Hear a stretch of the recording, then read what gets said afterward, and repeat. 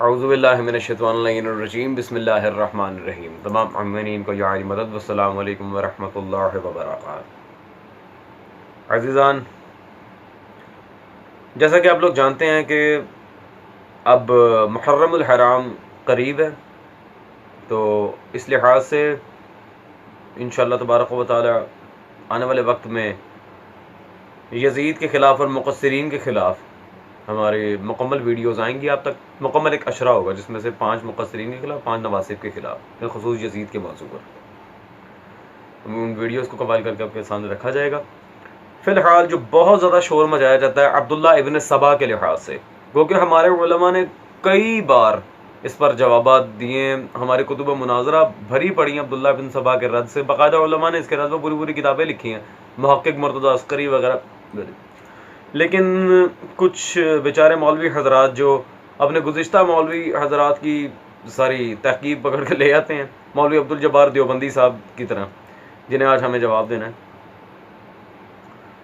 وہ بیچارے پھر بار بار انہی حوالہ جات کو دہراتے رہتے ہیں۔ تو میں ان کے لیے پہلے تو ایک اختصار کے ساتھ ایک جملہ عرض کر دوں کہ حضرات، آپ لوگوں کی تحقیق اچھی ہے لیکن رزلٹ زیرو ہے۔ کیوں؟ اس ویڈیو کو میں انشاءاللہ تبارک و تعالی ساری کنفیوژن میں دور کر دوں گا۔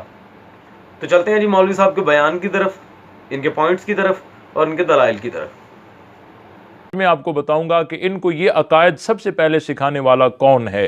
نبی پاک صلی اللہ علیہ وسلم جب اس دنیا سے رحلت فرما رہے تھے، اس وقت دنیا میں 1,24,000 کم و بیش صحابہ اکرام موجود تھے، اور صحابہ اکرام کے دور میں کوئی اعتقادی اختلاف نہیں تھا، عقائد کا کوئی اختلاف نہیں تھا، کلمہ ایک تھا، اذان ایک تھی، نماز ایک تھی، کوئی عقائد کا اختلاف نہیں تھا۔ جی عزیزان، جیسا کہ آپ نے دیکھا، مولوی عبدالجبار صاحب فرما رہے تھے کہ رسول صلی اللہ علیہ وسلم کی دنیا سے جب ریلت، پہلی بات تو سر معذرت کے ساتھ لفظ رحلت ہے، ریلت کوئی لفظ نہیں ہوتا، عبارت ذرا صحیح پڑھیں۔ صحابہ کا ایک ہی عقیدے کا سارا معاملہ تھا، کوئی اختلاف نہیں تھا، بڑے شیر و شکر تھے۔ اگر ایسی ہی بات ہے تو سر مجھے ایک بات بتائیں، اگر یہی بات ہے، سعد ابن عبادہ نے سقیفہ میں مخالفت کیوں کی؟ این رسول اللہ صلی اللہ علیہ وسلم کی دنیا سے تشریف لے جانے کے بعد جب سقیفہ کی کارروائی ہوئی ہے، سعد ابن عبادہ مخالف تھے حضرت عمر حضرت ابو بکر کے۔ اس کے بعد باقی آگے چل کے حضرت عثمان کو بدری صحاب نے مارا ہے۔ چلے وہ ایک الگ بحث ہے، طبقات وغیرہ ساری کتابیں پہ۔ خیر، ایک اور پوائنٹ کی آپ کے سامنے وضاحت کرتے ہیں کہ اگر اتنے ہی اصحاب شیر و شکر تھے، کوئی اختلاف نہیں تھا، تو یہ جنگ جمل، جنگ صفین، جنگ نہروان، یہ جنگیں کیوں ہوئی؟ تو سر یہ تو آپ نے بالکل سفید جھوٹ بولا ہے۔ اب یہ مجھے نہیں پتا کہ یا تو آپ نے تاریخ کا مطالعہ نہیں کیا یا پھر آپ واقعی جھوٹ بول رہے ہیں۔ یہ ان دونوں میں سے کیا فیصلہ میں عوام پہ چھوڑتا ہوں، بالخصوص ہمارے بیچارے منصف مزاج دیوبندیوں پر، جن میں ناسبیت ابھی تک رچی بسی نہیں ہے، جو سادہ لو منصف مزاج ہیں، ان پر میں ان کے اوپر چھوڑتا ہوں اس بات کو، آئے کہ آپ سچ بول رہے ہیں یا پھر آپ مطالعہ سے آ رہی ہیں۔ یہ کیا معاملات ہے، جھوٹ کتنا کہاں تک سرایت کر گئے، باقی عوام فیصلہ کرے گی۔ خیر، حضرت کی اپنی جو علمی حیثیت ہے، عزیزان سارے شیعہ سنی بھائی میری طرف متوجہ ہوں، میں ان کی ویڈیو میں سے ایک چھوٹا سا کلپ آپ کو کٹ کر کے ابھی سناتا ہوں۔ اس کلپ کو سننے کے بعد انشاءاللہ تبارک و تعالیٰ آپ کو اندازہ ہو جائے گا کہ حضرت کی اپنی علمی قابلیت کیا ہے۔ یہ رجال کشی رجال نجاشی ایک ہی مصنف کی 2 کتابیں ہیں۔ یہ رجال کشی رجال نجاشی ایک ہی مصنف کی 2 کتابیں ہیں۔ یہ رجال کشی رجال نجاشی ایک ہی مصنف کی 2 کتابیں ہیں۔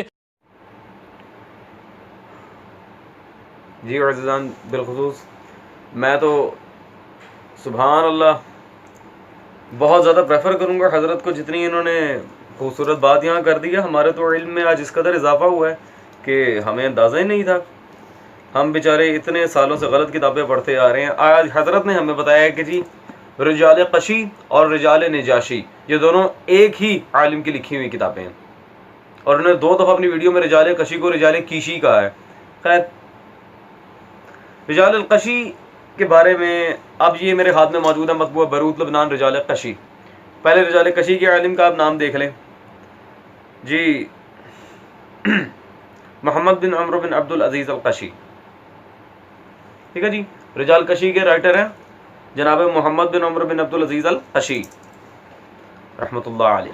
عزیزان، یہ میرے ہاتھ میں موجود ہے مطبوعہ بیروت لبنان رجال نجاشی.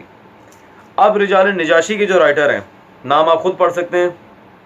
ابو العباس احمد بن علی بن احمد بن عباس نجاشی. جی مولوی صاحب آپ کہہ رہے تھے رجال کشی و نجاشی ایک ہی رائٹر کی لکھی کتاب ہے، جبکہ آپ کو اتنا نہیں پتا کتاب ہاتھ میں پکڑ کے یہ نہیں پتا کہ رجال کشی علامہ کشی کی اور رجال نجاشی سرکار نجاشی رحمۃ اللہ علیہ کی ہے. تو یہ تو ماشاءاللہ حضرت کا معیار ہے. اب ہمیں ادھر ادھر جانے کی کوئی ضرورت نہیں ہے، ٹو دا پوائنٹ بات ہوگی. ان کی دی گئی دلیل کا میں رد کروں گا اور انشاءاللہ تبارک و تعالی پھر حقائق آپ کے سامنے پیش کیے جائیں گے شیعہ سنی کتب سے. سبا نے اپنے لیے نبی ہونے کا دعویٰ کیا اور حضرت علی کو جب پتہ چلا حضرت علی نے اسے بلا کر توبہ کرنے کو کہا، لیکن اس نے انکار کیا. پھر حضرت علی نے اس کو آگ میں جلا دیا. ناظرین یہ میرے ہاتھ میں کتاب ہے رجال کشی، اس کے مصنف ہیں ابی جعفر محمد بن حسن بن علی الطوسی، 4 صدی کے یہ مجتہد ہیں. اور اس کے صفحہ نمبر 108 پر ایک عبارت ہے اور اس میں یہ لکھتے ہیں ذکر بعض اہل العلم ان عبداللہ بن سبا کان یہودیا فاسلم ووالا علی وکان یقول وهو علی یہودیتہ فی یوشع بن نون وسی موسیٰ بالغلو. بعض اہل علم نے ذکر کیا ہے کہ عبداللہ بن سبا یہودی تھا اور اسلام میں بظاہر داخل ہوا. جی عزیزان، آپ نے مولوی عبدالجبار صاحب کی دلیل دیکھی اور یہ دیکھا کہ انہوں نے رجال قشی سے ایک روایت پیش کی ہے، لیکن مزے کی بات تو یہ ہے جو کتاب انہوں نے دکھائی ہے وہ رجال کشی سادہ نہیں ہے، بلکہ وہ شیخ ابو جعفر محمد بن حسن طوسی رضوان اللہ تعالی علیہ کی شرح رجال کشیہ الاختیار معرفت الرجال. حضرت آپ جو کتاب پیش کر رہے ہیں وہ سادہ رجال کشی نہیں، وہ رجال کشی کی شرح ہے. اچھا جی، اب ہم اصلی رجال کشی آپ کے سامنے رکھتے ہیں عزیزان. عبارت بھی پیش کریں گے وہ جو حضرت نے کی تھی، اس پر ہمیں جرا بھی کرنی ہے، اور اس کے بعد روات کے لحاظ سے جو سارے معاملات ہیں راویوں کو بھی دیکھا جائے گا. جو معصوم کی طرف منسوب روایات ہیں عبداللہ ابن سبا کے لحاظ سے کیا وہ سچی ہیں، پھر سارا معاملہ ان دس کنٹیکسٹ کلیئر کیا جائے گا. یہ میرے ہاتھ میں موجود ہے عزیزان مطبوعہ بیروت لبنان رجال قشی. رجال کشی میں صفحہ نمبر 84 پر عبداللہ ابن سبا کا رقم نمبر 48 میں ذکر ہے، اور اس میں 2 روایات ہیں اس کانٹیکسٹ میں. دونوں میں ہی امام صادق کی طرف منسوب جو روایات ہیں ان میں آپ عزیزان متن اس کا اسکرین پر دیکھ رہے ہیں. سعد بن عبداللہ ایک راوی ہے. اب سعد ابن عبداللہ عزیزان، اس راوی کے بارے میں جو رجال قشی میں جس راوی سے امام صادق تک سند پہنچتی ہے اس روایت کی، اس کے بارے میں میں پیش کرنا چاہوں گا تنقیح المقال فی علم الرجال عبداللہ امام قانی کی. جلد نمبر اس کی 1 ہے، یہ دار المجتبہ ایران اصفہان سے چھپی ہے. صفحہ نمبر 63 پر سعد بن عبداللہ کا جب یہاں ذکر آیا تو انہوں نے سعد بن عبداللہ کے بارے میں ڈائریکٹلی لکھا مجہول. سعد بن عبداللہ جس سے عبداللہ ابن سبا کے کانٹیکسٹ میں روایت آئی ہے، ان سندوں میں سعد بن عبداللہ ہے، اور جو روایت آئی ہے یہ مجہور راوی ہے، اس کا پتہ ہی نہیں ہے کون ہے. ٹھیک ہے جی. تو معصوم کی طرف جو نسبت ہے عبداللہ ابن سبا کے وجود کی وہ بالکل بے اصل ہے. عزیزان یہ تو کلیئر ہو گیا آپ پر. اب ہم دوبارہ چلتے ہیں رجال قشی کی عبارت پر، اور وہ جو حضرت نے پڑھی تھی باقاعدہ اس عبارت کو ہمیں سامنے رکھنا ہے. یہ رجال قشی،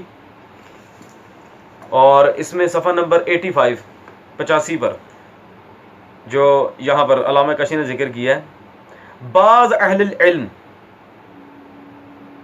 ذکر بعض اہل العلم. یہ اہل العلم میں یہ اہل علم کون ہے؟ بعض اہل علم یہ کون ہے جن کا یہاں پر ذکر آیا ہے؟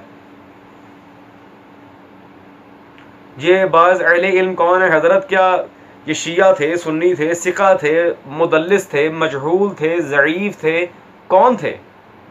پہلے آپ ان اہل علم کا صرف ہمیں نام بتا دیں تاکہ علامہ قشی کی عبارت کی مکمل یہاں پہ کلیریفیکیشن ہو جائے کہ آیا یہ معاملہ کیا ہے. ٹھیک ہے مسٹر عزیزان. اب رجال کشی میں صفحہ نمبر 84 پہ دوبارہ ہم چلتے ہیں جہاں عبداللہ ابن سبا کے لحاظ سے. اب اس پیج پر حاشیہ جو موجود ہے وہ کسی چھوٹی موٹی شخصیت کا نہیں ہے، وہ رجال کشی کے محقق علامہ سید احمد الحسینی ان کا حاشیہ ہے. حاشیے میں عبداللہ ابن سبا کے بارے میں احمد الحسینی صاحب نے کیا لکھا یہ آپ کے سامنے واضح موجود ہے. حاشیہ رجال قشی کہتے ہیں ان ھذا رجل، یہ جو شخص تھا، لم یکن له وجود، اس کا کوئی وجود نہیں تھا، خارجین اصلا انما هو اسطورۃ خیالیۃ. ٹھیک ہے جی، یہ اس کا کوئی وجود نہیں تھا، یہ وہمی خیالی ایک شخص بنا لیا گیا ہے. جیسا کہ یہاں واضح موجود ہے اسطورۃ خیالیۃ. ذکرھا طبری، یہاں پہ ایک اور وضاحت آپ کے سامنے آ گئی کہ اس کا سب سے پہلے ذکر کس نے کیا؟ طبری، اہل سنت کے امام طبری نے. چلے ذکر کیا بھی وہ تو اہل سنت کی کتابوں سے ہم کلیریفیکیشن دے دیں گے. عزیزان یہاں پر اوپر جو حاشیے میں بات ہے، اس لیے میں مولوی حضرات سے کہتا ہوں عبارت پوری پڑھا کریں. آپ لوگ عبارت پڑھنے میں خیانت کرتے ہیں. انما ہوا اسطورۃ خیالیۃ، سیلف فیبریکیٹڈ پرسنالٹی جس کا تاریخ میں وجود ہی نہیں ہے. جی مولوی صاحب، تو یہ رجال قشی کی عبارت سے واضح ہو گیا ہوگا اب تک آپ نے جو خیانت کی ہے الحمدللہ وہ کلیئر کٹ دنیا کے سامنے آ گئی. اور اس کا حاشیہ سید احمد الحسینی صاحب نے لکھا تھا. یہ کوئی چھوٹی شخصیت نہیں، یہ بذات خود ایک عالم رجال ہے. اور ان کی کتاب یہ میرے ہاتھ میں موجود ہے، تراجم الرجال، یہ بھی ہماری لائبریری میں موجود ہے. یہ بذات خود ایک عالم رجال ہیں جنہوں نے حاشیہ رجال قشی عبداللہ ابن سبا کے لحاظ سے لکھا ہے. تو میرے خیال میں تو آپ کی دی گئی دلیل. اور ایک بات میں واضح کر دوں، بحار الانوار میں، انوار نعمانیہ میں، فرق الشیعہ میں، تنقیح المقال میں، جتنی کتابوں میں عبداللہ ابن سبا کی اس عبارت کا ذکر آیا ہے وہاں سب میں یہی لکھا ہوا ہے. بعض اہل علم نے ذکر کیا تو وہ کوئی فوقیت نہیں رکھتی. جیسا کہ میں نے کہا تھا تحقیق اچھی ہے لیکن رزلٹ از زیرو، کوئی فرق نہیں پڑتا اس سے. کہ جب بنیاد ہی مجہول ہے تو چاہے 50,000 کتابوں میں لے کے اسے لکھ دیا جائے کوئی فرق نہیں پڑنے والا مولوی صاحب اس سے. خیر، اب عزیزان اس چیز کی تو وضاحت ہو گئی کہ عبداللہ ابن سبا ایک سیلف کریٹڈ بندہ تھا، سیلف فیبریکیٹڈ شخصیت تھے جس کو بنیاد بنا کے مذہب شیعہ پر طعن کیا جاتا ہے. اور عقیدہ امامت یہ وہ کس نے شروع کیا، سارا جو مسئلہ تھا. بھلے اب کیا یہ حقیقت جو عبداللہ ابن سبا کے لحاظ سے ہم نے یہاں بتائی ہے، کیا اہل سنت علماء نے عبداللہ ابن سبا کی سارے فسانے کو رد کیا؟ وہ بھی دیکھ لیتے ہیں. عزیزان انہوں نے اپنی بات کرتے کرتے اس میں کہا تھا کہ شیعہ کا عقیدہ امامت کہاں سے چلا، گو کہ اس وقت یہ ہمارا موضوع نہیں ہے، this is not our topic right now. لیکن پھر بھی کلیریفیکیشن دینے کے لیے میں حوالہ جات پیش کر رہا ہوں اور صرف ایک دلیل مجھے پیش کرنی ہے امامت پہ، اسی کا جواب دے دو انشاءاللہ تبارک و تعالی پھر کلیریفیکیشن آپ کے سامنے ہوگی. باقی عبداللہ بن سبا کا رد اہل سنت کی کتابوں سے بھی میں آپ کے سامنے پیش کروں گا کہ یہ فرضی اور خیالی پلاؤ ہے، نتھنگ ایلس. اور ایک ایک بات پہ ہم آپ کے سامنے مکمل تفسیر رکھیں گے. خیر، اب سر عقیدہ امامت کہاں سے آیا، نہ ماننے پہ کافر کون ہے، اصلاً تکفیر کس کی اہل سنت نے کی ہے، وہ میں دونوں پوائنٹس آپ کے سامنے رکھ دیتا ہوں. گو کہ میں بار بار کہہ رہا ہوں ابھی یہ ہمارا موضوع نہیں ہے، لیکن پھر بھی احسان کرتے ہوئے چونکہ آپ نے سوال کیا تو مجھے جواب دینا ہے. تو پہلے تو میں آپ کے سامنے پیش کرنا چاہوں گا جناب، یہ میرے پاس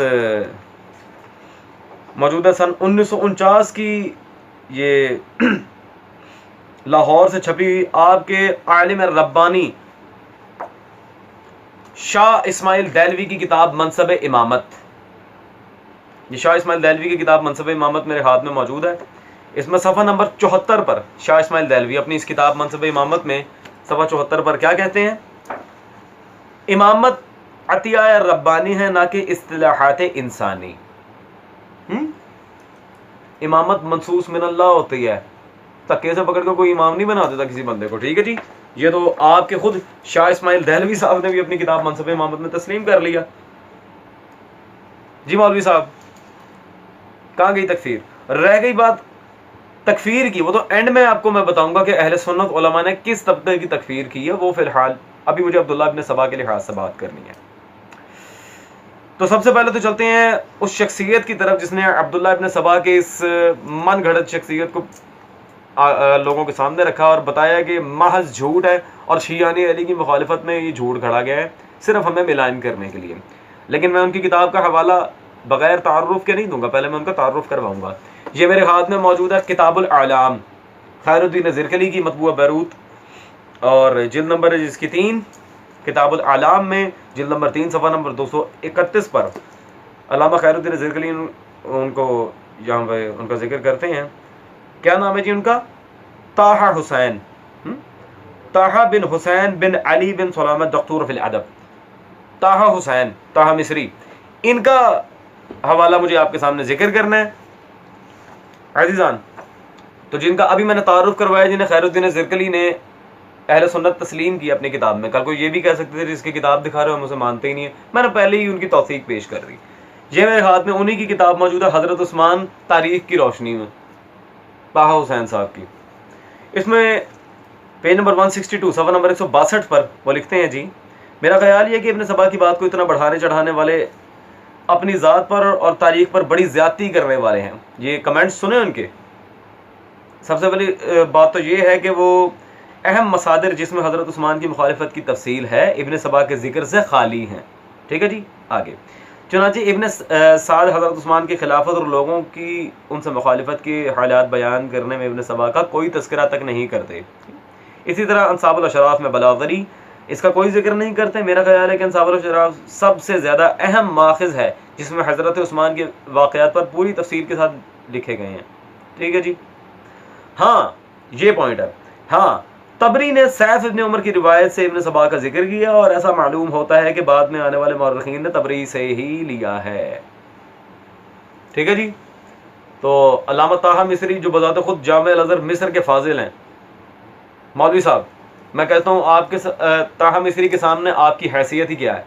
خیر وہ اپنی کتاب جو حضرت عثمان کے اوپر انہوں نے لکھی تھی اس میں تسلیم کر رہے ہیں کہ عبداللہ ابن سبا کا ذکر سب سے پہلے طبری نے کیا، اس سے پہلے کسی مورخ نے کیا ہی نہیں ہے۔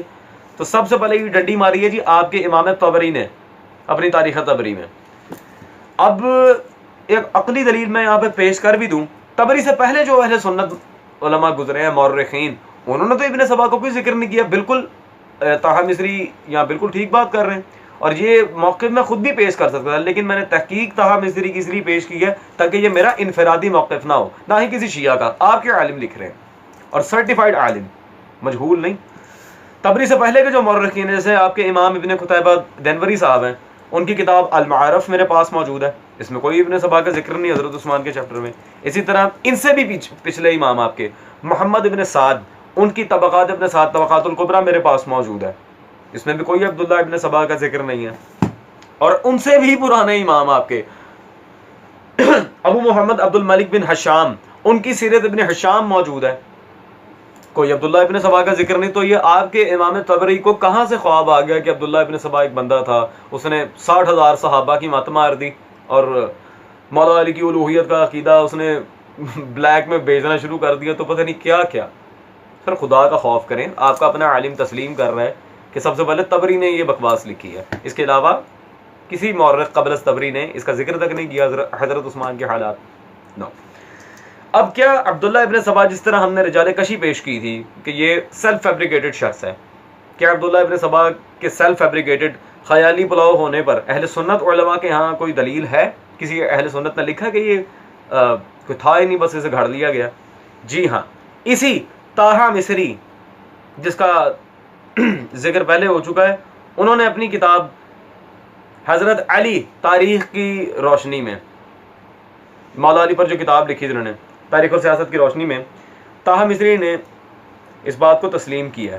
صفحہ نمبر 122 پر لکھتے ہیں جی، یہ نفیس اکیڈمی سے چھپی ہے، کہتے ہیں جی صفین کے مارکے میں سبائیوں کے تذکرے سے مورخین کی پہلو تہی اس بات کی طرف اشارہ کرتی ہے کہ سبائیوں ان کے سردار ابن سودا کا افسانہ تصنع و من گھڑت ہے، یا ابن سبا ابن سودا، یعنی کہ ایک ہی بات ہے۔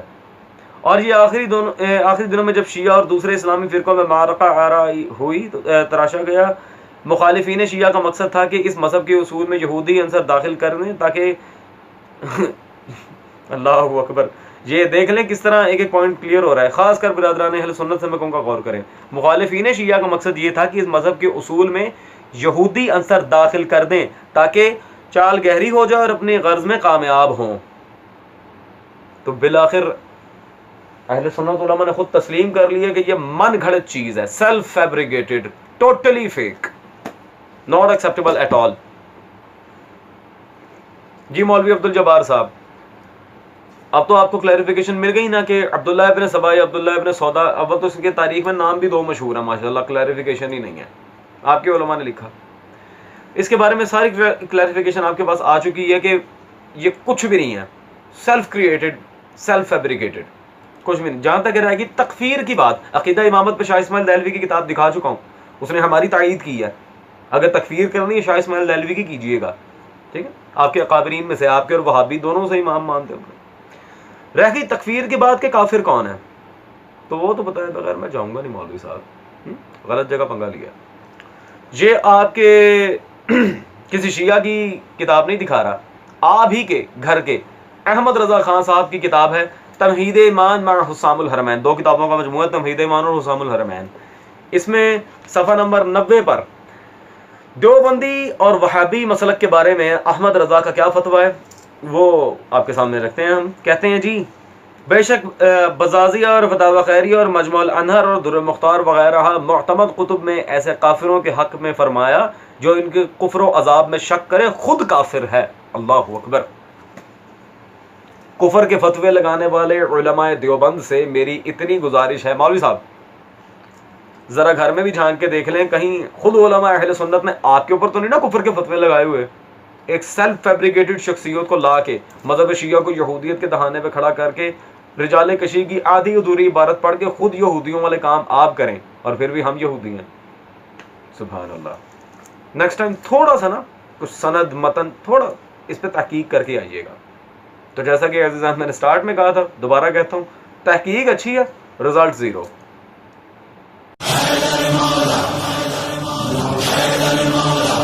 علی مولا